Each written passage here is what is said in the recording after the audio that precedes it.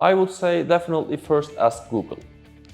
You need to do your research about it. You need to hear different stories from different people, and you need to check different clinics. If we do not inform our patients correctly regarding the expected result, they might have some different expectations than we have.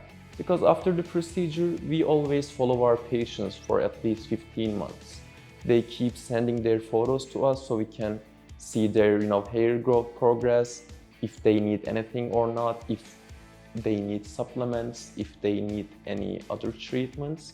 We need to make sure that, and that's why we always ask for photos regularly. And during that time progress, our patients, I understand them, they are a bit impatient, but we are always checking the progress, and whenever they need something, we will be there to provide them.